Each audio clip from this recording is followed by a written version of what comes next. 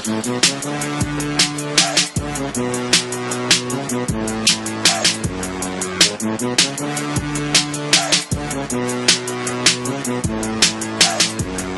podcast coming to you on Tuesday, October 18th, 2022. How you guys doing? We are now 6 weeks into the NFL season. Well, we're entering week 7 now this week. But also, happy NBA opening day to everybody. This is my favorite time of year, of course. Baseball playoffs, football, college ball in full swing. Hockey's here, and especially for me, more than anything else, the NBA season's returned tonight. 2 games tonight. Sixers, Celtics to kick us off, and then Lakers, Warriors. And we'll end the show talking a lot of NBA on the back end. My predictions for the year, my rankings. I'm going to rank all 15 teams per conference. I'm going to give my conference finals predictions, my NBA finals predictions, my individual award predictions, of course. So I'll give you all the NBA stuff on the back end. I want to get through a couple NFL things first before we bring in, of course, Kyle Nash, the game report. We also have our power rankings for the week as well, too. Our power top 10, bottom 5 for this week. So we got a lot of that to talk about here on the show as well. But I want to start here first.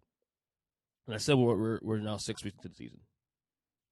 And there's a lot of chaos, as I've been saying throughout the year. I did a instant reaction podcast on Sunday night after following the first slate of games, the 1 o'clock, 4 o'clock games, late Sunday night. And I might have just touched on this a little bit last on that. At the time, the Eagles game was going on against the Cowboys. I started recording around halftime. And there's a lot of chaos, obviously, across the board in the NFL right now. Except at the top. Folks, I'm going to say this. There's probably going to be a hot take. Whatever it may be, I don't care. You know, I tend to dabble in those things once in a while, and I get accused for being a hot take artist. I'm really not. I just say what I feel, and that's it. But, folks, we're in mid-October now. Well, actually, close on the end of October very soon. You know, even with all the chaos going on in the NFL right now currently, this is what I will say. I think the number 1 seeds in the AFC and the NFC, it's a wrap now. It's a wrap. Barring any significant injuries, I think the Buffalo Bills in the AFC and the Philadelphia Eagles in the NFC will be your number 1 seeds in these playoffs. It's a wrap. Barring any significant major injuries, it's over. The Chiefs put that to bed, in my opinion, on Sunday against Kansas City. The Eagles put to bed against the Cowboys on Sunday against the Cowboys. It's over. It's over. And it's over for a number of reasons, but mainly these 2 reasons. Number 1, the environment. Because everybody else below them, every team below, both the Eagles and the Bills in their respective conferences, all cannibalize themselves right now. Even the teams that you may think, well, they can still make a run. You know, the Chiefs in the AFC probably, maybe the Vikings, maybe, you know, a team in NFC that started slow. No, they're all cannibalizing themselves. Yeah, you can say the Vikings in the NFC, but they lost. The one loss is to the Eagles. And do we really trust the Vikings to get the job done? No, I don't. You can do it. You can do that in your own apparel. Look, they're a good team. They're going to win the North probably. I think I'm at that point now where I said on the pod on Sunday. I'm at a point now where I think the Vikings, they are the NFC North champs. I think the Green Bay Packers have a lot of issues that I don't know if they get fixed in time to change the narrative there. Probably be a wild card team at best. In the AFC, the only team that can challenge my point at this rate for number 1 seed in the AFC is the Kansas City Chiefs. And the Bills just beat them on Sunday in Arrowhead. So now you have a 1-game lead with a tiebreaker. Okay. So technically it's a 2-game lead. Okay. So, but again, the environment to the AFC. Every team's cannibalizing themselves. The NFC, for example, has a bunch of 3-3 teams. Rams are 3-3. Niners 3-3. Seahawks 3-3. Buccaneers 3-3. Falcons 3-3. What am I missing here? The Packers are 3-3. You got 6 teams in that conference that are 3-3. In the AFC, you got a bunch of cannibalizing going on there. You know, between the Chargers and the Chiefs, and also the Colts now won 2 in a row. They're starting to make a little bit of a push. them and the Titans, who play this weekend. Ravens are struggling, but they're 3-3. They'll figure it out. Bengals 3-3, but they're not as good as the top teams in the conference. Which leaves me the most important reason why I believe it's a wrap in AFC and NFC, both 1-1 seeds, Eagles and Bills. The schedules. The Bills' schedule. And remember, we did this on the podcast week 2 when we were teasing. Well, can the Bills go 17-0? Remember that episode back in early mid-September? Now, obviously, I said take the field. Obviously, it's not going to happen. But we just teased it, and we ran through the schedule. Remember, and we were saying, well, it won't happen because the schedule on the front end is tough. Ravens, Chiefs, a couple of Dolphins. But we said though, once they get through the Chiefs, it was a cakewalk rest of the way. Remember that? We discussed it on this podcast. We said this, that after they get past the Chiefs, it's a cakewalk. The next tough game, quote unquote, is the Bengals. Now, certainly you can say the Jets are 4-2, but look, the Jets it's a cool story, cute story. Maybe they're a wildcard team, maybe they're not. They're not in the Bills class. This is Buffalo's schedule the rest of the way now, going forward. Bye week this week, right? So if I want to buy home against the Packers, the Packers are struggling right now. We know the Packers are very much beatable. They go to the Jets, which again, I'm not buying the Jets as a team on the tier of the Bills. Then at home against the Vikings. That's a tough game, but come on, is Minnesota winning in Buffalo really? Cleveland at home. At Detroit for Thanksgiving. At the Patriots. Somewhat interesting there, I guess. The Patriots playing some good football as of late. Then the Jets at home. The Dolphins at home. They should win those games as well, too. At the Bears. Come on now. Then at the Bengals. That's the one. But then again, do we know how good the Bengals are at that point? Are they still struggling at 500? I don't think they will be, but we'll see. And they close at home against the Patriots. So I'll give you 2 more losses in the schedule. 2 more losses in the schedule. But who else is going to be 14-3 that's the way in the AFC? Nobody else. I see the Chiefs losing a couple more games than themselves before the season's all said and done. For like Baltimore or the Chargers, it's a cakewalk. It's a cakewalk for the Bills in the AFC for the number 1 seed. It's over. It's over. In my opinion, it's over. Barring any significant injuries, it's over in the AFC. Now, let's go to the NFC side of the Eagles now and their schedule moving forward. Okay? They're 6-0. They got a better record than the Buffalo Bills. Okay? So here's their schedule moving forward. Okay? Steelers at home. Right. Okay? I mean, big win against Tampa, but come on. It's Tampa. Tampa's not playing well right now. At Houston. Washington. Okay? At Indy. That could be an interesting game there against Indy. Okay? The Packers at home. The Titans at home. Winnable games, of course. At the Giants, which by then we'll have more clarity on the Giants, how good they are, being a 5-1. At Chicago. At Dallas. So this 3-game swing here could be where if you see a slip up by the Eagles moving forward, is where it should happen. The 3-game swing here on all road games. Giants, Bears, and Cowboys. So I could probably see them losing maybe 1 or 2 of these games in this swing, depending on how things shake out in terms of injuries and all that for both, not just them, but also their opponents on that as well.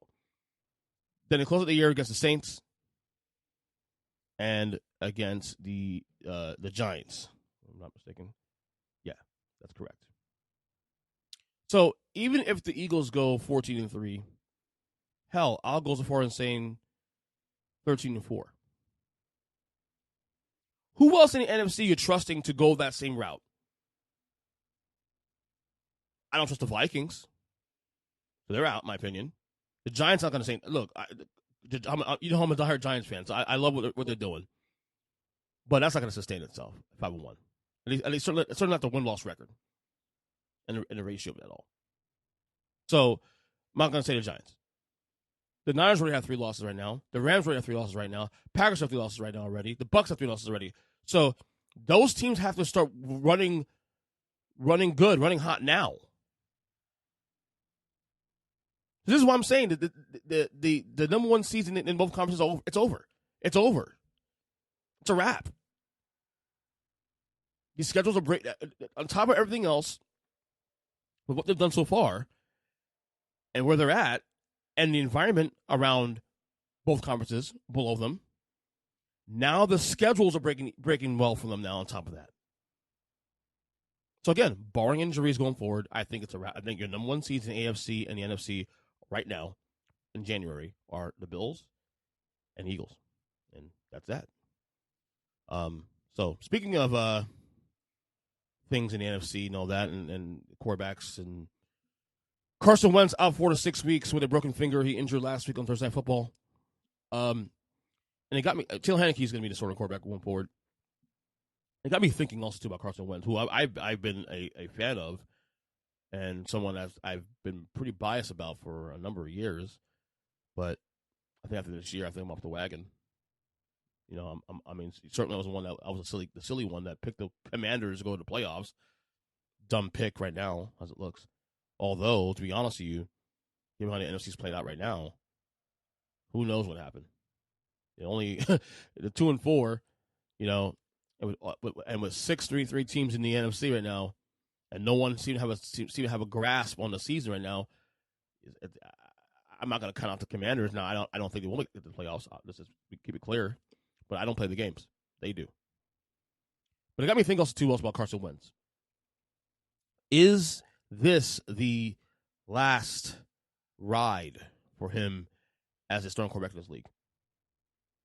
I think he's talented enough to be a starting quarterback in this league. He's shown that he could be a starting quarterback. I've defended last year in Indianapolis. You know, he had a really good year. Those last 2 weeks obviously did not bode well. Missed the playoffs on the last day of the year, losing to the Jaguars, which prompted Jim Irsay, the Thursday's owner in all of football, to overreact. I still say he overreacted.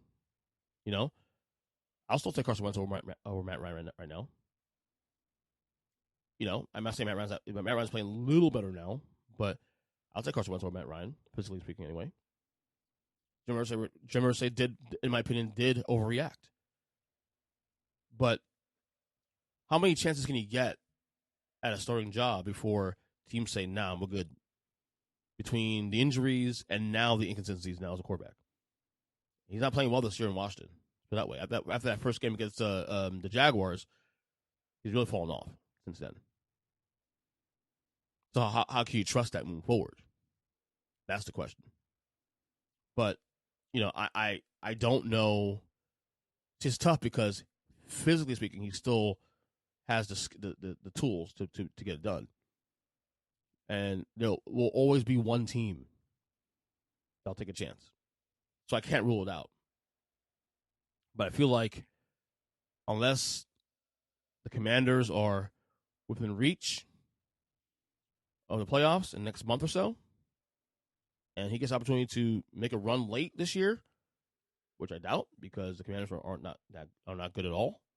In fact, they're in my bottom 5, spoiler alert, this week in my power rankings again, despite winning in Chicago last week in one of the most ugliest games in the history of Thursday Night Football. I think Carson Wentz will still get a chance because there's enough teams in this league that need quarterbacks that there'll be one that'll take a chance on them as a starter. So that's where I'm at with Carson Wentz. Anyway, it is time for my top 10, my bottom 5. So let's hit the music quick. Week 7 power rankings. I'm going to start right now. Not a lot of changes right now on my end in terms of positioning right now. Some couple new teams in the bottom 5 I'll say right now. So I'm looking to bring up here my find it here. Here we go. My bottom 5. You got a newbie here. 28. The Cardinals. I think we're seeing. You talk about coach on the hot seat. Matt Rule got fired already. Obviously, Ron Rivera is another guy on the hot seat. How about Cliff Kingsbury? Now, let's see what happens to the Cardinals moving forward. They get John Hopkins back this week. But I'll tell you right now, it would not shock me if this is Kingsbury's last year in Arizona if they shit the bed rest of the way, even if they turn on Hopkins from the team this week. So 28, the Cardinals. 29, Detroit Lions. They're on a bye this week, obviously. We'll see turn things around next week. We'll see. I think they play Dallas Yeah, Cowboys is good. So, we'll see. 30, the Commanders won at one spot with a win against Chicago. But again, they're still terrible. 31, the Bears. Justin Fields. I think that team's failing Justin Fields right now. He needs help. He has talent. He's raw talent. He needs help. 32, of course, to me, the worst team football right now is the Carolina Panthers. We saw Robbie Anderson got kicked out of the game against the Rams on Sunday. Then yesterday gets traded to the Cardinals. That is a tough fire of all that fire. So probably a good thing for losing games is probably tanking their quarterback next year. They don't have actually big Mayfield and Sam Darnold are not the answers there, of course. And PJ Walker started on Sunday, and he wasn't really good either. All right, here we go. The top 10 right now, 10-1. Here we go, number 10. We got a newbie here in the top 10. It is my New York Giants. Look, I don't know if they're necessarily still a top 10 team in general, but when you're 6 weeks into the year and you're 5-1, and you have wins against 3 teams that are playoff-ish teams, the Titans, the Packers, the Ravens, you have to get some respect there. It hasn't been pretty, but at the same time, they're doing their job, getting the job done, 5-1. Not turning them all over. Look, their defense play much better. Saquon's doing Saquon things. He's in the MVP race. But Daniel Jones, he's doing enough to win. But they're 5-1. That's all you can say. So we'll take it. Number 10, the Giants. Number 9, the Chargers last night. Big win against the Broncos. Not very pretty. But they are banged up too as well. They'll get guys back, and hopefully, and for their sake, hopefully they'll be able to climb this list. Because they are, when healthy, the most talented roster in the football, not named Buffalo. Number 8, the Dallas Cowboys, went down one spot. I do feel good about the Cowboys moving forward, though. With Dak come back this week, that's the fourth down. Dak Prescott back at the quarterback for Dallas. I think that wasn't a bad loss. Cooper Rush could take us only so far. I think Dak in that game, maybe don't win that game with Dak, but I guess with Dak, you have a better chance of winning that game. But I feel good the Cowboys moving forward and what they do and their strengths travel well in January. So I think they're still in the mix in the NFC. Number 7, the Cincinnati Bengals with a big win in New Orleans. Again, the Bengals, can they put it all together finally? They should. They should. I would say in that division, they got a better roster than Baltimore. And Baltimore losing against New York on Sunday, maybe this is the opportunity now finally they get to put it together and make a run for the division. Number 6, the San Francisco 49ers. I don't want to panic there. They went down a spot. Don't want to panic there losing Atlanta. This team was banged the hell up on Sunday. Again, I don't care what their record is moving forward.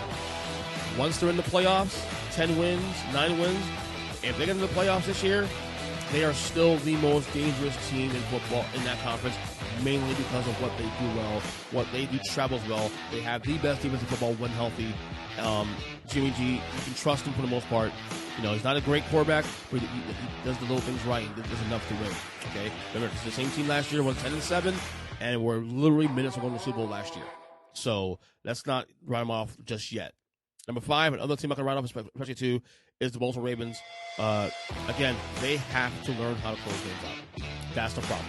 They are literally, let's see, maybe 5 minutes per game of being 6-0. They blew big league against Miami, big league against Buffalo, big league against, relatively big league against the Giants on Sunday. If they close games out, they're fine. Although this one's from Lamar Jackson, honestly. There's some really errant throws and plays in that game late. But Baltimore overall, as long as they close games out, they'll be fine. Number 4, Minnesota Vikings. I am not sure I trust them long term, but they're 5-1, like I said. They're getting the job done. Big win in Miami, albeit Miami playing with a virtual quarterback most of the game. But Minnesota get the job done. Like I said, as long as he's not playing on prime time, they're fine. Kirk Cousins, how the narrative of him in prime time always goes. But they are a well-run team. They have a solid roster, and they're 5-1. You can't hate on that. All right, the top 3 here. No changes this week still, despite the matchups. Number 3, the Chiefs. Like I said, it is what it is. They are right there with Buffalo. Number 2, the Eagles, unbeaten still. Impressive win against the Cowboys. Number 1, of course, the Buffalo Bills. And again, the Buffalo Bills, to me, are the best team in football. And, and the thing is, also, too, this time around, if they play in the playoffs, like I said earlier in the podcast, if they play in the playoffs, the home field advantage difference this time around for the last couple of years with the Chiefs is that game most likely will be in Buffalo in January. Good luck. I don't see anybody being Buffalo in that stadium come January. Anybody. So, again, there's a top 10 for this week and plus about 5 of this Earnestly podcast. Week 7 Power 10 bottom 5. We'll get Mikey B on the show on Thursday, and we'll compare his top 10 and bottom 5. But all right, let's go ahead and bring in now the man, Kyle Nash, Student Game Report, as we discuss more NFL narratives in the league. All right, Student Game Report here. Of course, Week 7 with Kyle Nash. What's up, bud? Hey, listen, man, honor, joy, and privilege to come aboard. I'm glad we managed to siphon gas from other cars in the parking lot to get the security van running, but here we are driving on to catch the perpetrators. That I can't stand technical issues that are out of my control. I can't stand it. They're awful. It's awful. It's awful. Even more awful. Well, I can't say it was awful. I don't There's a goddamn I won't say the game last night was awful because it was wasn't that bad. Honestly. It wasn't that bad. Other people say it's awful. I don't think it was awful, but it wasn't the most entertaining game in the world. But I was engaged into the whole thing. We got to start here. Chargers win the game. They're now 4-2. Broncos 2-4. I mean, the Chargers issues is pretty simple to break down here. They have injuries to overcome moving forward. And I mean, if you could think back far enough to Donovan McNabb and the sports hernia, and they were still successful to a good extent, I think that's a good parallel. But I think this Chargers team's going to do better. Herbert's still doing his thing. Guys will get back healthy. They're going to make noise. And while I did pick the Chargers to win the division, that pick is still looking much better than any jabronis out there that had Denver or the Raiders. Although they are tied now in the division, the Chiefs currently. But no. I'm with you. I get it. I mean, well, I didn't say anything about the Chiefs. The Chiefs. Listen, for all the stupid that for people that picked the Raiders or the Broncos to win the division, I'm the one that had the Chiefs just barely missing the playoffs as a lump in a cavalcade of teams that were on the outside looking in with 10 wins. Now, granted, it's also one game difference between that and the mess. Like, that's what makes the AFC so tough to pick this year is one game here or there could change everything. And I want to get there in a second because what you're teasing there is something I have on the next question. But coming out of last night's game, the Broncos 2-4, Russell Wilson, great first quarter, and then faded after the rest of the way. Sure. So where are we now on this thing? 2-4 Broncos and all that, and Russell Wilson narrative because people piling on still. And granted, I'm not saying it was his fault he lost last night, but they're going to blame him anyway. That's what it is to be a figurehead. Just right. Just like your boy Thomas Edward Patrick Bieber Brady. Whether it's his fault or not, he's going. Don't tell me going to get blamed. Yeah. No, it's probably my side. It's fine. It's okay. Yeah, and that's why I'm at all with this as well too. Like I still think there's room for improvement for the Broncos. They can still turn things around. I mean, he can turn things around anyway. I mean, what you're noticing now, and it's really in both conferences too, especially is that there's really outside of Buffalo, no one pulling away, in that conference. Same with Philadelphia and the NFC. So 2-4 teams, if the schedule breaks right for them, if teams get injuries and all that, things can work out. And I think that's the one thing I will say I do like about the extra game, the 17th game, is that extra week adds an extra opportunity of intrigue for teams that, like we were saying last couple weeks about the Raiders, start 1-4. Can't count them out this yet because teams are still aren't necessarily haven't figured out what they want to do yet. I hate that you keep talking about pulling away, Ernest Christian, and this isn't your normal, bad analysis.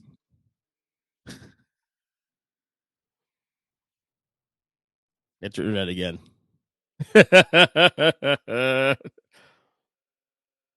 We'll wait for Kyle to catch up a second. As far as the Red Tails are going to make. So no, I don't know what you. It's definitely your internet now. What a day! What a day today with this internet and the computers and all that. Hold on, I'm waiting for you to catch up in a second. You see, because I can hear you and see you and everything's going well. So I don't know what. Yeah. Well, I know you don't edit. I don't know. I get you come in and out a little bit. Wait for your internet to catch up a little bit. Hold on. Okay. Hold on. Very well. So this is all going to be fun for the audience. It'll be great. Yeah, it's okay. But this is. I have a hardwire, and it still does this. This is bullshit. Are you serious? A hardwire too, and it still does this shit? Yeah, that's the worst part. Spectrum is horrible. I'm going to listen. The moment fiber gets put in my neighborhood, I am there. Okay, so let's get to the next topic real quick while I have you. Well, I'm about to say, I hate how you talk about pulling away because, like, the Bills are only one game up on most of the league, and they're technically on Kansas City because of the tie break. So let's stop using that. No, I'm so glad you said that. So I opened this episode today of the podcast, right, saying that we're 6 weeks in, and I know it's early, but I think it's a wrap when it comes to number one season in AFC and NFC. And let me tell you why. I'm not just saying it because I feel that way. Of course, injuries change everything. We know that. But what's happening now in both the AFC and NFC, and you're seeing this now top to bottom, outside the top, of course, outside the top, teams, of course, is that teams, maybe the Chiefs may not be included in this conversation, but all the teams right now below the one seeds are starting to cannibalize themselves a little bit now. Not even a little bit, a lot. Especially in NFC. Number two, and the bigger reason why I believe the number one seeds are wrapped in both conferences now, the schedules have broken now. Officially going to break for both these teams now. I went through, on the top of the show, both Buffalo's and Philadelphia schedules the rest of the way. I can't find no more than 2 losses on the Bills side. I can't find no more than 3 losses on the Eagles side. To the Bills' credit, listen, they came out, they exposed the defending world champions in that second half. Granted, the Rams were in it in the first half. It was 10-10, all that other stuff. They've beaten the Chiefs. But again, you can turn around and lose to a Dolphins team if you're just challenged the correct way and all that other stuff. That being said, well, and actually, no, I think you are underestimating the interdivision as much as you bring it up and then discounting your next statement. I think you're underestimating. They have another Chargers game coming. They're going to be. They do when it happens. That's they do. The problem. I wouldn't rule out the Raiders being another shootout. The Raiders. One could argue that the Raiders cost themselves that game. I wouldn't. I didn't mind so much the going for 2 aspect because you were afraid of Patrick LaVon Mahomes II. That's allowed, and anybody who says otherwise is just wrong. I'm sorry. You're talking about the Chiefs, obviously, right? In this scenario, right? The Chiefs, right. And then with the Bills, right. I'm mentioning both of the top 2 teams, no question. Right.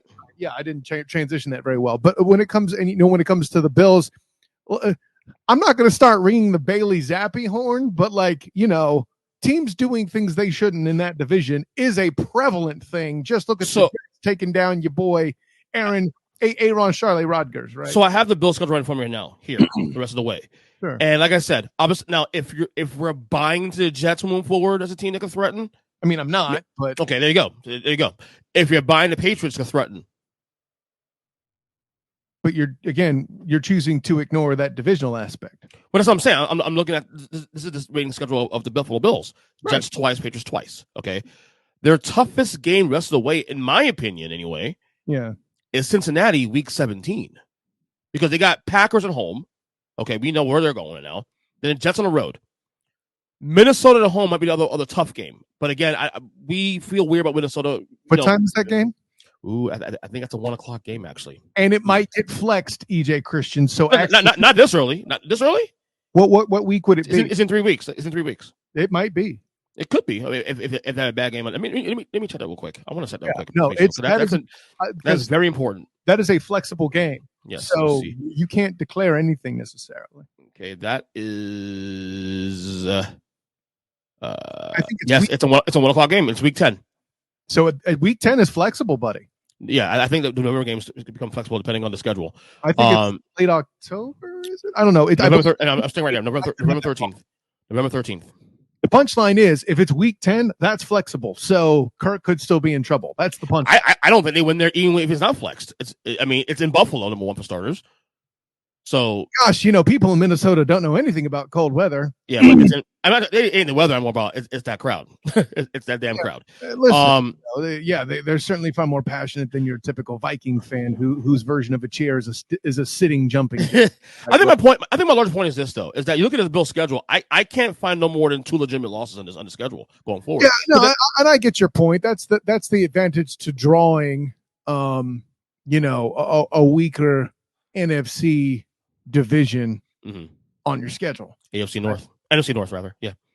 On the Eagles end, same situation here too. Now there is one swing I'm going to tell you that might make me a little bit intrigued. So the Eagles have the Steelers, at the Texans, Commanders, at Colts. Could be weird. We'll see if the Colts can continue what they're doing here the last couple of weeks. I doubt it. Going. Then you got Green Bay at home, Tennessee at home, at the Giants. Here's a swing here I'm a little concerned about. Right. Next 3, which is week 15, 14, 15, 16, all on the road, 3 in a row. At Giants, at Bears, at Cowboys. Okay. So that's a weird swing there. If you're going to have a swing of road games, it should be against teams that are all either weak or underperforming, which, say what you will about your alleged coach of the year. Here's a hint, he's still not. The Giants have not done well in early divisional play so far. Granted, they've only played 1 game, but I'm not intimidated by that, to your point. And we've had this conversation about the schedule continuing to get weaker. The only reason I believe they'll drop a game is this is not the kind of a team that just they don't have the intimidating makeup of an undefeated team, but that could be why it works. They ain't going unbeaten. But I think that 1 seed, though, and I think on the Philly wing of it now, is more so the environment. Well, they'll get it, the 1 seed, because the rest of the NFC, while Minnesota is only a game back, technically a 2 because they lost to Philly already. The 1 loss against Philadelphia. Correct. Everybody else is locked into cannibalism right now. Bucs, Rams, all those teams. And if that's going to be what we're going to see moving forward, then Philly will just cakewalk to the number 1 seed just because of environment alone. Is it cannibalism or is it falling back to earth? But I see what you're meaning. Yeah, I mean, all the disruption we've seen in Tampa regarding the offensive line is coming to roost. Brady's missing practice to attend weddings. I don't even know. But yeah, I'll put it this way. I'm going to say it, and this probably isn't bold, but this is Brady's last year. I think we're all pretty sure. No doubt about that. I have no I don't doubt that whatsoever. Yeah, if there is a line on betting that, let me know. I will cash app you something to put down on it. But yes, speaking of Brady and another quarterback, Aaron Rodgers, I'm gonna ask you this question here.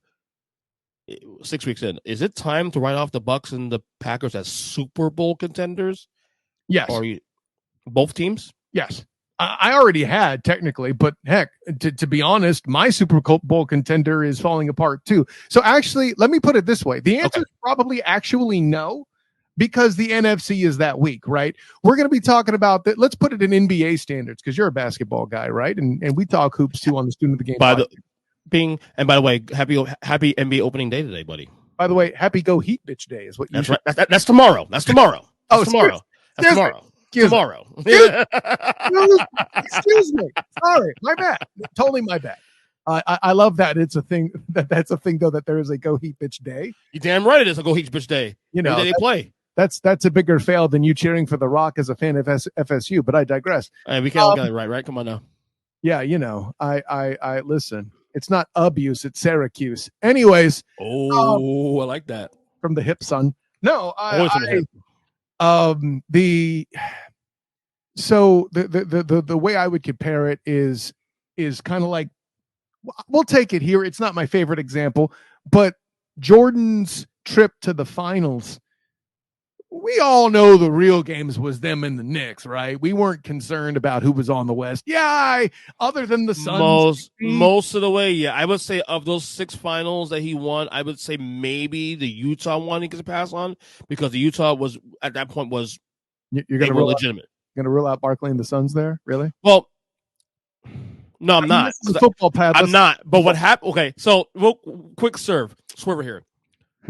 Phoenix went from having the best record in basketball that year okay, at 62-20 for the record, I know by heart, to nearly losing the first round to the Lakers, 8 seed Lakers, okay, then nearly losing to Seattle in second. Okay. The fact that they came back to win 3 straight down to should tell you that they just didn't give a damn yet. Like I'm a Barkley guy.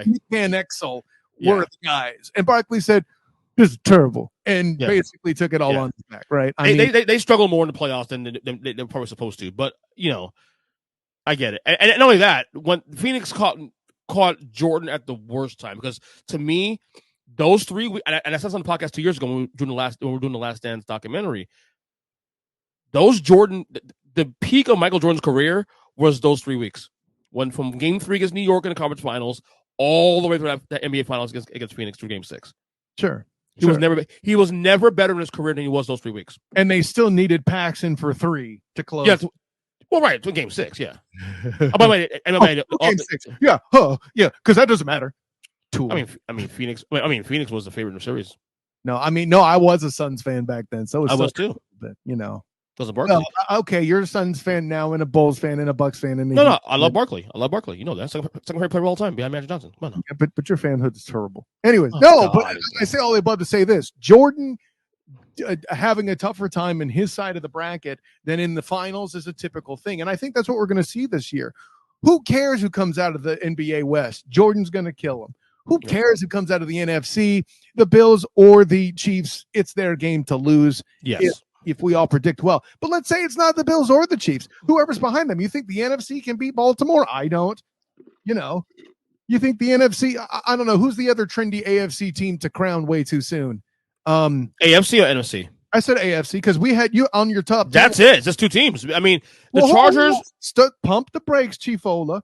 Like, you had 4 teams in the top. No, you didn't. I'm sorry. It was 3 of the 4 top teams in your top 10 last week were AFC, right? So yeah, I have the top 3 teams already. Right. There you go. I forgot about the Eagles in there. That was my fault. So punchline is, regardless of whoever in the first 4 top teams, there's 3 AFC teams. That should tell you everything you need to know about the NFL in a nutshell. And then the next team that's there that you had at number 5, which you were incredibly wrong about, and I dunked on you repeatedly. You mean last week, right? The Falcons. Yes, I mean last week. So do you want to end up losing to the Falcons because I told you, I tried to tell you, but you wouldn't listen. There you go. The Niners don't belong there. So right? do you want to hear the rankings now? Do you want to hear the new rankings on Huddle Up Podcast tonight? Well, no, I'll wait for the Huddle Up Podcast because I do have to go and represent the Jaguars on the Play Callers podcast. But I'll be back early in time to field these, I believe. So you'll wait till tonight to hear the rankings. I will. Or you listen to this podcast after I put it up to publish. And listen, I already put it out. I already know your 49ers will be on the top 10 because just too many things happened this week for you to punish them appropriately. That I will give you credit for. But they ain't much shifts in it. I'm gonna tell you right now, they ain't much shifts this week. Your 49ers will be in the top 10. Let me just say this so much. We got 1 new team in the top 10, 1 new team in the top 5, and a little bit of minor adjusting. That is it. Right. Very minor adjusting. Your 49ers will be at 7. That's my prediction. We'll move on. No. Higher. Lower than that? Okay, cool. No, higher than that. Well, then you're an idiot. But let's move on. Again, we don't need to set the table for your bad. Where you have a whole segment. Where should they be? You have a whole segment for that on the Huddle Up Podcast. Let's save it for that if you don't mind. Okay. Do we have a quarterback controversy brewing in New England, in your opinion? Here's a better question. Should they be a quarterback controversy in New England? I'm of the opinion that I like Mac Jones, but Mac Jones didn't do anything in the last year and some odd games to pull away to say that he was the absolute number 1 starter for the Patriots. Yeah, he did, because he won against tougher competition than Bailey Zappi. No offense to Zappi. What he's doing, he's absolutely stupid amazing. The Hilltopper doing things there, is amazing. I am taking nothing from him. Has he won a game against the Buffalo Bills in his career? Say no, EJ Christian. That's what I'm getting at. Like, matter of fact, who has Zappi beaten? Not necessarily the Browns, the Packers. He lost that game to the Packers. Packers, Browns. Who's last week? Right? The Lions, right. Okay. Not great teams. I was impressed that he beat the Browns. Don't get it twisted. But you know what he's supported by? An angry Bill Belichick. And say what you will, angry Bill Belichick, petty Bill Belichick is a thing, and it's a factor. Yep. And he channeled Bill Belichick's petty in winning that football game. Granted, somebody might think that's silly, but I mean that's so. The answer is there should not be a controversy at this time. So the reason why I'm going to say no is it depends on the health of Mac Jones, right? Zappy's done enough to where if and I'm going to parallel it right alongside of your boy Riptide Rush there, Cowboys fan, that he's done enough to if Mac Jones isn't right yet, or he isn't 100%, 100.0000%, it makes sense to put Bailey Zappi on Monday night out there against Chicago, does it not? Yeah, that's my point. Now, if you want to call that a controversy, fine. I don't. Now, we start getting into the nitty gritty of it. Mac Jones is cleared 100%.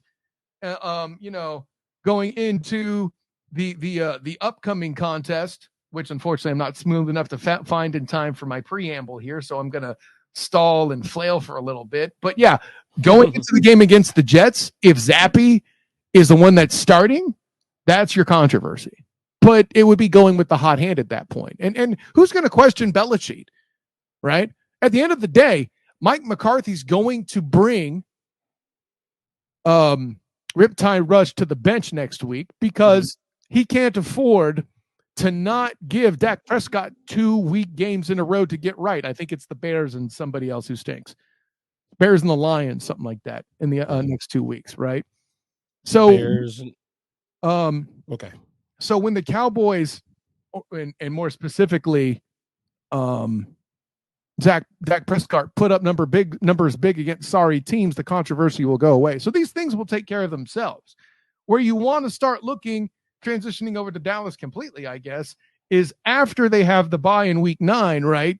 After they've, assuming Dak has performed well in those 2 games, right back on the schedule there, and Dallas goes to Green Bay in Lambeau.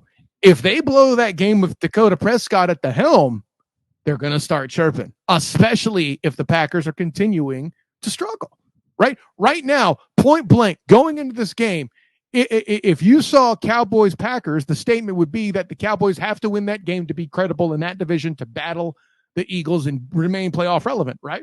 Mm-hmm. There you go. Dakota Prescott, all that's happened as far as a controversy is if Dakota Prescott struggles in either game between Madden Campbell and the Lions or the hapless Bears, right? There's going to be a lot of chirping. And that's what they need to look out for there in Dallas. Right? The Cowboys, I know they lost to Philadelphia on Sunday, but if you're a Cowboy fan, I still feel you should feel kind of good about that loss in the sense that you were down big, came back, made it a game, and we just know who Cooper Rush is. Cooper Rush is who he is. We see that in this game. He has limitations. Yep. I mean, if you're a Cowboys fan, do you feel like, okay, yeah, maybe we lost the game, but once you get Dak back and things are back in place, is this team going to be one of the better teams to compete for a conference championship?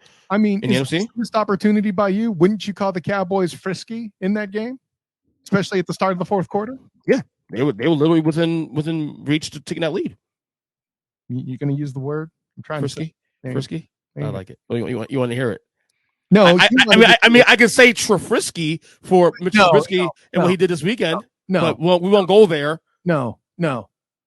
I am going to protest you. I'm going to picket against you. It took an injury to a rookie quarterback to get him back on the field. No, there's nothing frisky about that.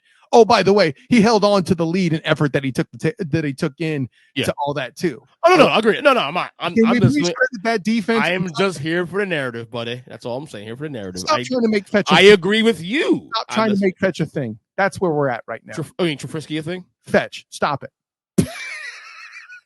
One last thing. One last thing that you got. One last thing. Carson Wentz out 4 to 6 weeks. Yeah. Top of the show, I said, it could be possible that we might have seen him his last game as a starting quarterback in this league going forward. No, I wouldn't. I don't know if that's the case though, because it's always he's physically gifted enough for a team to give him a chance. There's too many teams that need quarterbacks that he's good enough to be. Oh, you think he's done for the career? No, I don't think he is either. That's out there though. I actually think he is, and here's why. It's not his physical tools that's problematic. It's he's seen to draw questions about his confidence and all of that. I think the only thing that saves Carson Wentz is that his price tag is now low. Well, knowing that Washington doesn't owe any money after this year. I just found out none. But that only doubles down my point here, right? Yeah. And here's the other thing. Carson Wentz will take more snaps in Washington for the Red Tails. Sorry, Commanders. Because I'm going to ask this question because I legitimately don't know. I haven't looked it up yet. Who's backing him up? Heineken. Oh, that's right. Heineke's still there. Taylor Heineken's still there. Yeah. Yeah. So I need a beer. I totally forgot I forgot he was still there. I thought they got rid of him. My bad. No, he's still there. He's a backup. Good for him. Listen. That's opportunity knocks. Take it. Cool. Not for nothing though. I know it ain't gonna happen, obviously. But I mean, the only one game behind the 3-3, all the 6-3 3-3 teams in the NFC. So maybe Heineken put a spark and keep my playoff pick alive. Stop it. Stop making fetch. Plug away, Kyle. EJ, stop making fetch a thing, Christian, man. We're not even going to touch on. No, we know it happened. It was a dumb pick. I owned that. I told you that last week. I owned it. No one came back. And you had them at number 32. 31 this 32 last week, 31 this week. Yeah, to overcompensate and punish yourself, which is fine. Yeah. One of the most historic college football weekends of I should say all time, but in the past few years, we're not even touched that, huh? Oh, Tennessee. You believe in them? Tennessee. That's the only thing you could come up with. Do I believe in them? Here's the answer to that. Look at their schedule, EJ Christian. They got a lot going on, more specifically, Georgia. And I was talking with the Orlando Sentinel's Matt Murschel about this. Just got done recording with him for the Student of the Game podcast. Two scenarios are on the table for 2 SEC teams and 2 Big Ten teams, or even 3 SEC teams in the top 4. I don't care who the 4th team is. I want to watch the world burn and be angry. The year after they let in a G5, the Empire comes back in. The Empire strikes back. The year after, and Alabama didn't fall that far. They're number 6, so they're within range. Well, and here's the thing, EJ Christian. I'm the one that was banging the table saying Tennessee should be 4th. You remember this? You've heard me. You did say that, yes. Now granted, I was not brave enough to pick them beating Alabama. So damn it. But no, if Alabama takes care of business and wins the conference, compelling times, my friend. It's compelling times. I can't wait. And we'll dive more than the whole up podcast time, I'm sure. Plug away, Kyle. Stupid Utes. Anyways, of course, I'm Kyle Nash, the Student of the Game. You can find me on Twitter at the SOTG. Find me on Instagram as the same, the SOTG. Find me on Facebook as the Student of the Game. Check out my writings with the 3-point conversion. Of course, EJ Christian's favorite, the Matchup Mania, will drop Wednesday morning. The games are awful this week, but I use a little spin to pick my games. Perhaps provide you some candidates for midseason awards, maybe.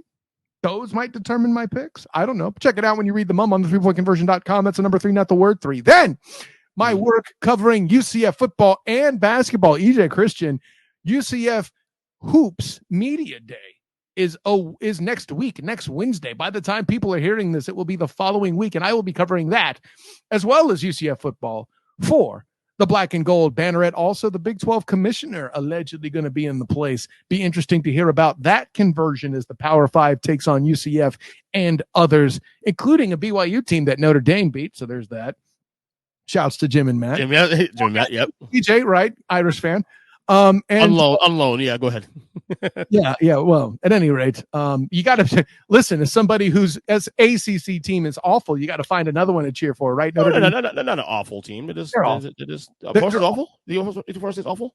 Because they're in the ACC and Syracuse is undefeated in it. By extension, you're awful. Yeah. Riddle me that, buddy. That's okay. Gino Babers is amazing. Don't get it twisted. No, I'm not twisting it at all. I'm just saying, woof. Oof. Oof. Yeah, that conference. Oof. That's why it's about to not exist. Oof. I don't blame you. That's how quick it disappear. Whoosh. Whoosh. Anyways, also check out my work with Demosthenes Euclid on Hilarity by Default YouTube channel with the required viewing podcast, and of course my work with A7BN Sports, Captain and Company Morning Show, and oldschool101.com with Captain Chris Hill. An honor, joy, and privilege, EJ Christian. In a couple of weeks, we're going to be doing mid-season awards, and I'll have our very own Mikey Byrne. He'll have some hot coverage. The Byrne. See what I did there? Yeah, anyways, we'll have our grades also to report also in a couple weeks on this show as well too. So be ready for that marathon. Here we go. Can't wait. Hip baby. Woo! Probably 2 weeks from now. I think so. Either 2 or 3 weeks from now. One of the two. That's the actual midpoint is week 9. Right? Yeah, exactly. Anyways, brother, honor, joy, and privilege. Class dismissed. All right, as promised now. Thank you once again, Kyle, for coming on the show. As promised now, I said we'll go NBA heavy on the back end of the show, and we're going to do that right now.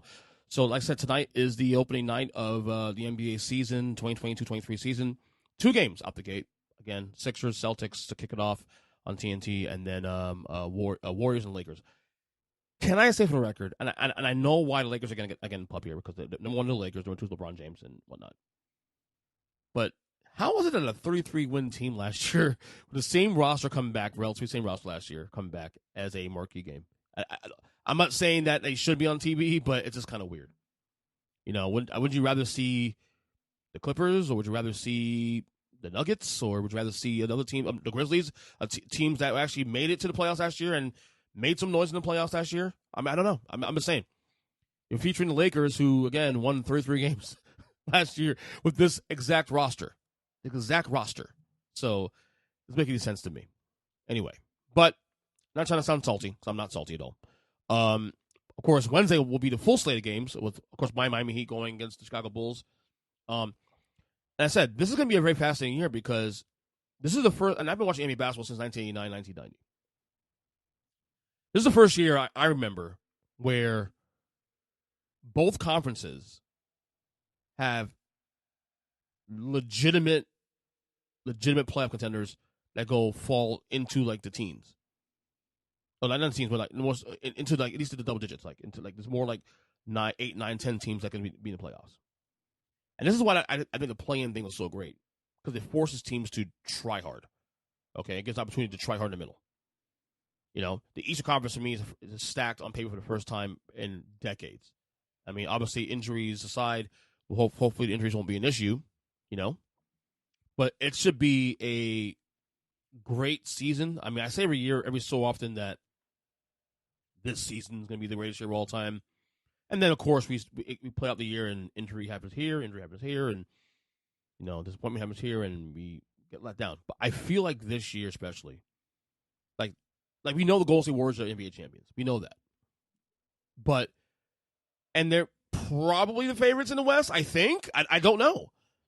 Like, they're favorites, I guess, but they're not a heavy favorite. In the East, I mean, people say Milwaukee, but are they actually the favorites this year in the East? I don't know. Certainly not a heavy favorite, and that's the beauty. For many years, you came into a year, you knew, in the last 10, 15 years, any team LeBron was on the Eastern Conference, whether it was the Cavaliers or the Heat, they were the big favorites in the East. And in the West, you had the Warriors or the Spurs or the Lakers with Kobe at the time, were the favorites. Now we have teams that go 4, 5, 6. Like, I was talking to a friend of mine at work the other day, yesterday, actually. And they were asking me, how many teams do you see in each conference that can legitimately see playing in the NBA Finals this year? And I told them, in the West, I can see 4, maybe 5 teams playing in the NBA Finals, and maybe 6. So let me go through the order first here, and then we'll go from there about teams I can see in the NBA Finals. So in the East, I have, this is 1 through 15. Okay, this is the order of the seeding I have of each team. I have the Sixers the 1 seed this year in the regular season. The Celtics the 2 seed. The Bucks the 3 seed. The Nets the 4 seed. The Heat the 5 seed. The Hawks the 6 seed. Now the next 4 is the play-in team, 7 through 10. I have the Cavaliers at 7, Raptors at 8, Bulls at 9, and Wizards at 10. Okay, the bottom 5 in the Eastern Conference, I have the Knicks, Pistons, Hornets, Magic, and Pacers to round out the Eastern Conference. Now, for the Western Conference here, I have the seeding as follows. The 6 playoff teams. The Clippers are the 1 seed. The Nuggets are the 2 seed. The Warriors are the 3 seed. Now, mind you, they were last year as well, too, and won the title. The Grizzlies are 4 seed. The Mavericks the 5 seed. The Timberwolves the 6 seed. Now the play-in teams, 7 through 10, I have the Suns taking a major step back this year as a 7 seed. The Lakers the 8 seed. The Pelicans the 9 seed. The Kings are the 10 seed. Okay? The bottom 5 in the Western Conference, I have the Trailblazers at 11, Thunder at 12, Spurs 13, Rockets 14, Jazz 15. Okay? Yes, I had the Suns taking a major step back this year. The Minnesota will be the 6th in the West, and I think that's an interesting roster. In the East, now I was saying earlier about which teams kind of see legitimately play in the NBA Finals. To me, that number is 1, 2, 3, 4, 5 teams in the East. I can see. Not saying it's going to happen. I can see it, and it won't shock me. The Sixers, the Celtics, the Bucks, the Nets, and the Heat. Okay, those are the 5 teams I can see in the NBA Finals here. Okay, in the West, however, and it's going to be a little complicated too because there are teams that are not in my top 6 that I can still see in the NBA Finals if things break their way. So I'm counting right now: 1, 2, 3, 4, 5, 16, maybe even 7. 2 of them play-in teams actually. Okay, so I can see the Clippers in the finals this year, the Nuggets in the finals this year, the Warriors, the Grizzlies, the Mavs if Luka takes another leap and gets help. I can see the Suns in the finals this year, despite being a play-in team as a prediction, of course, because they have a great roster. I just think taking a step back. And this is the big if. If Anthony Davis is healthy, if he's healthy, that changes everything in the Western Conference for the Lakers. But the reason I have Lakers down number 8 in the West in my predictions is because I don't see that playing out because he is always hurt. That is who he is. Okay? So that can go 6 to 7 deep in the Western Conference, in my opinion, of teams that can go to the finals. The Suns, too, because they have a good roster. But I feel like Chris Paul's getting older. What we saw at the end of the year last year was not a good look for him and that roster. Obviously, Devin Booker has to take a level leap. We'll see if he does that as well. So, all right. Here I got my finals picks. East Finals prediction, I have the Bucks versus the Nets in the Eastern Conference Finals. Then I have the Nuggets as the Clippers in the West Conference Finals. My NBA Finals pick is the Bucks versus the Clippers. My NBA champion this year is the LA Clippers. Kawhi does it with his third team. Third finals, third NBA championship. It's gonna be a big year for the Clippers. My MVP this year is Joel Embiid in Philadelphia. My defensive player of the year will be Giannis Antetokounmpo. My most improved player this year is going to be who? I was thinking John Wall, actually. I was thinking John Wall. Let me go back to one in a second. 6th man of the year, I got John Wall. Coach of the year, I'm actually doing this on the fly right now. Which team can make a big leap here in the East, for example? Ain't gonna be Steve Nash, I'll tell you right now. Whoever's the no, not the Cavaliers coach. Let me see here. You know what? Let me give it to Ty Lue. Ty Lue in LA. Ty Lue with coach of the year and coach of the year, of course. Most improved player. I don't know. Most improved player. I haven't thought about that one yet. I just added this one a while ago. We'll come back to that later in the next podcast. I'll probably say, visit my Substack, earnestly.substack.com. I'm actually listing all these predictions on my Substack page later today. Actually, when I'm done recording this podcast, and you'll probably see my most improved player going forward. All right. What else got here to talk about here besides the NBA? More NBA talk here. I did watch the Redeem Team documentary last week. Fantastic documentary. Wish they got more insight on some of the players, more stories. I mean, obviously it was very Kobe centric, but of course Kobe Bryant, was the guy that changed the culture of that team. And what I love about that team, what the documentary too, is that you see the stages of where Kobe was at as an ambassador, as a player in the league. It was actually very fascinating to see him. He's now at that point when he joins the team. At that point, he's now 10 years into his career in the NBA. LeBron is a couple years in, and LeBron is still kind of new kid on the block. You see LeBron, the early days of LeBron before he becomes the best player in the league. He's literally on the cusp of becoming the best player in the league. At that point, D Wade, of course, when the finals 2 years before that, and then the major injury he had a year after that, and then him rebuilding himself and him being one of those unsung heroes of that team. Like I said, it was a great watch. I mean, the Kobe love is fantastic. I do wonder. And I hate saying this because we always appreciate our greats in any genre of anything, music, sports, whatever it be. We always seem to appreciate our greats after they're gone, because we forget that Kobe Bryant was so polarizing,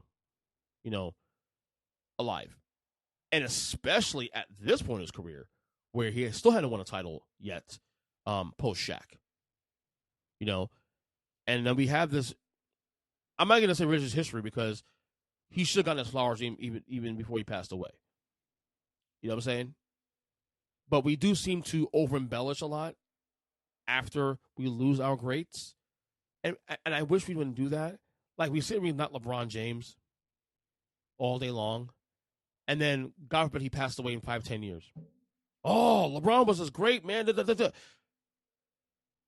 Why do we do that? And I feel like with between the Lakers doc and, although it makes more sense the Lakers doc to be more lovey-dovey because it is the Lakers doc. But with this documentary especially too, with Kobe being involved, it's very heavy Kobe. Best part of the documentary for me was when the part where when they were working out. I believe this is leading up to the Beijing games in 2008 when the players went out to go, or maybe it was in Vegas, I guess it was. They went out to go clubbing and stuff. I mean, Dwayne Wade at this point was like early 20s, so was LeBron. So these guys are young. And they're all going out clubbing and that. They come back from the club about 5 in the morning, and there's Kobe come out of his hotel room, going to the gym. And then the players like shocked, like, what the fuck is this guy's doing? Like, he ain't had no fun, this and that. And so, but they see Kobe's dedication to the game, to the craft.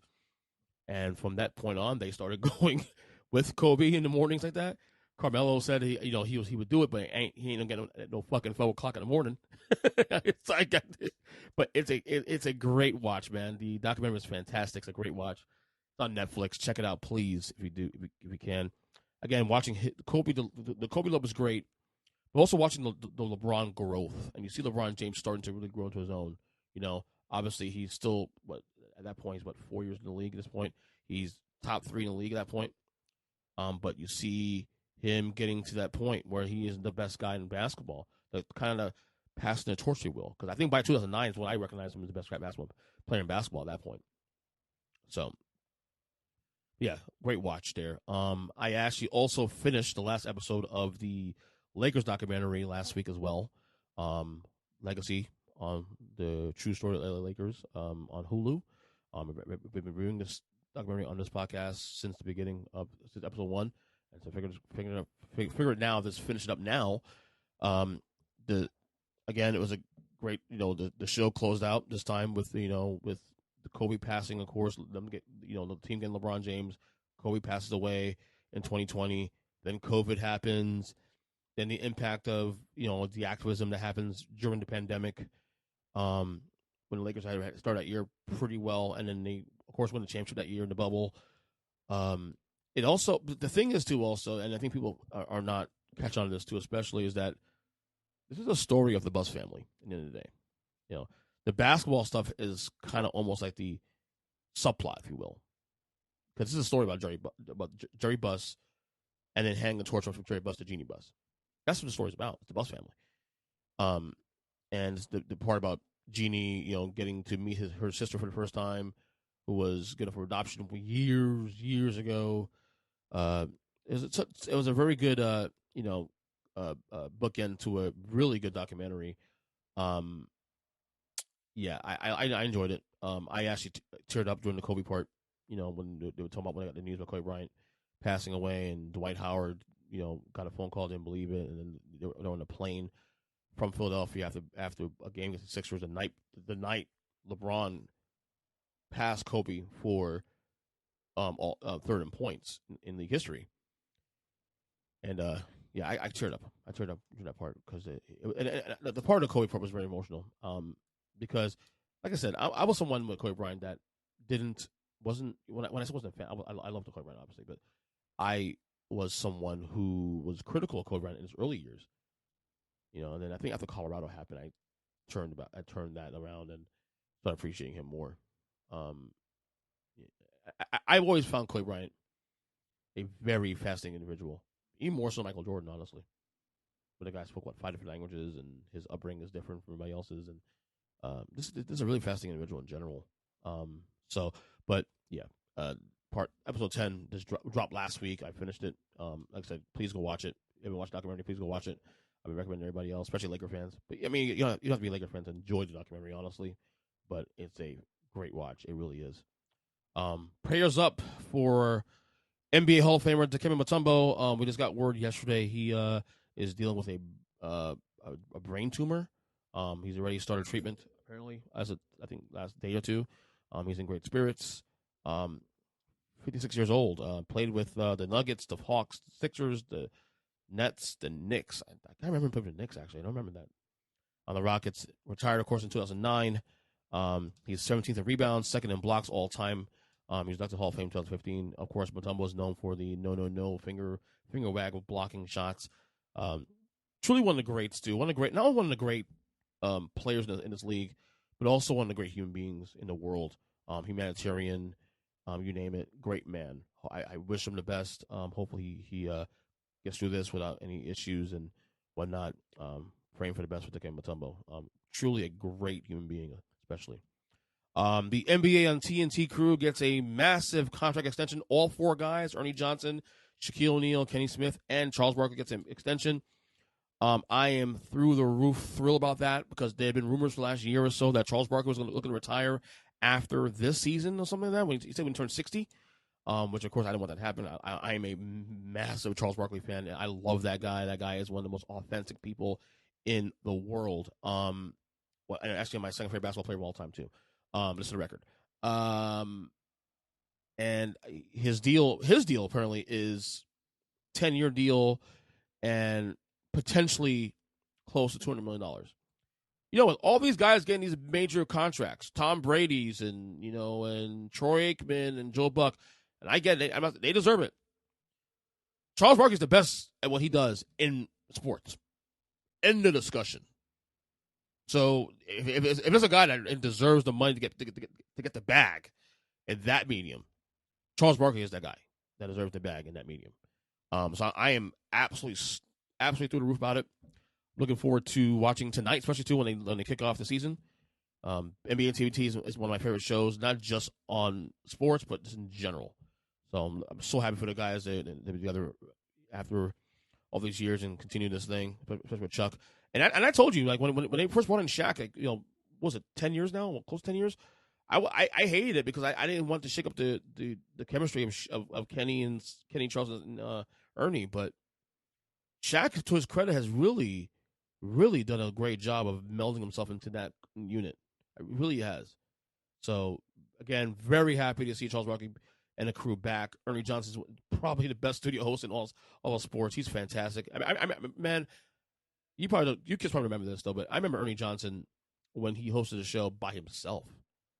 When NBA and TNT first started, like 1989, he used to do the show by himself. And he'll have a guest on there once in a while. And then I think 10 years later, after Barkley retired, it was Charles and Ernie for a while. Then they added Kenny after he retired. And, of course, then now Shaq. The chemistry is great. And I feel like it worked because of Ernie, especially. I think Ernie's the soul of that panel still. Ernie allows those guys to be themselves. Ernie and Barkley, especially too, in setting that tone. Because Kenny is obviously the straight guy, and Charles is a little off the rails, but that's who he is. And Shaq is kind of like a little bit of both, but the chemistry between those four guys is fantastic. I'm so happy they're going to be together for a long time moving forward. I want to give Major League Baseball Championship Series predictions, but the ALDS is not done yet. The last one, the Yankees and the Guardians got rained out last night, postponed to today at 4:00. Regardless, I'm taking the Astros to win the ALCS anyway, whether or not they play the Guardians or the Yankees. So give me the Astros in whatever games, 6-7 games. In the National League side, and thank God this didn't happen because my worst nightmare would have been the Dodgers and the Phillies in the NLCS because I hate both teams, obviously. I'm going to take. I can't pick the Phillies, man. I'm not a Phillies fan by no means. So I'm going to take the Padres to win that series in 7 games. How about that? I'll give Phillies some respect there. I'll give Padres in 7 games. 7 games to the Padres. And how about Padres Astros World Series? A World Series we all predicted, right? Before we started. So, before we get going, just letting you guys know, we are doing a 2-part series focusing on the upcoming midterms, political midterms, next couple weeks. Now, you know how I am. I'm open-minded. I'm very, I treat this show, I treat everything we do here on this show, like a, open space, a safe space to have productive discussions, even if I agree or disagree with you with your politics. As long as you're having productive conversations, I'm all for that. Mark Francois, of course, you guys know who Mark Francois is. He's on this podcast since the very beginning. He'll be on the show. He'll be doing the progressive side of the argument, of course, of the Democrats and all that. And we're actually going to record that podcast probably today as well, and that'll probably drop either Wednesday or Friday. I haven't decided yet. We'll drop that one. We're also going to have the conservative side of the argument as well, too. I had this gentleman, Dean Simpson, on the podcast last year, actually a year ago around this time. He'll be back on the show again. He's a conservative author. A very nice man, though. Very, very great guy. Love his candor. Love his perspective on things, even though I don't agree with everything he says. But, again, it doesn't matter. As long as we have fruitful conversations, all that matters. He'll be on the show as well, too. We're going to record that one in about a week or two and have his perspective on that. So, midterm 2022 will be labeled on there for each one. Each of those episodes will be done separately as well, too. Also, before we get going, I am planning, now this is not 100% yet, but I am planning launching a new podcast. Yes, yeah. I am planning on launching the Earnestly Speaking Sessions podcast. I'm looking at doing it in November. This podcast is mainly conversations with people across all mediums, activism,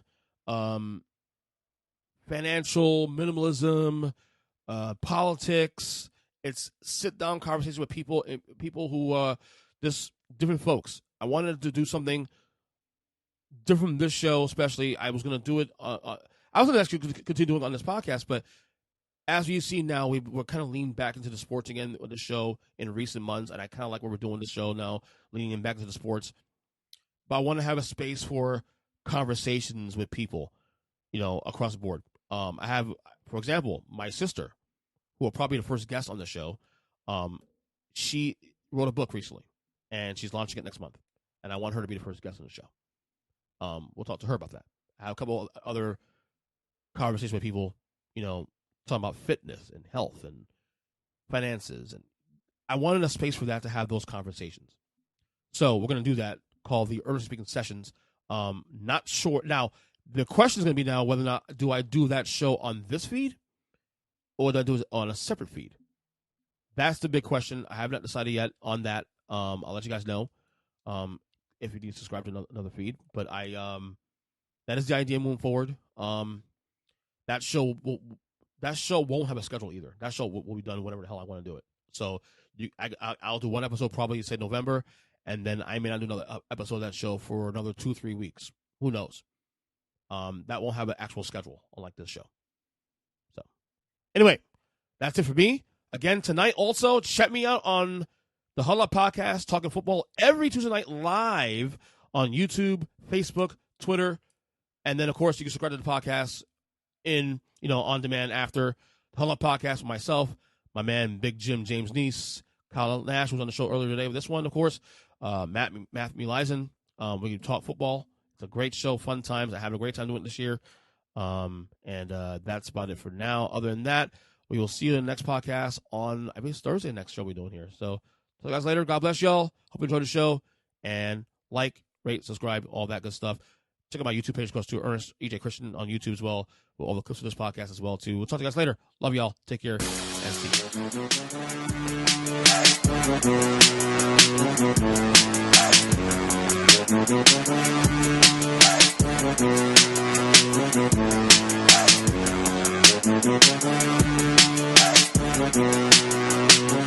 you.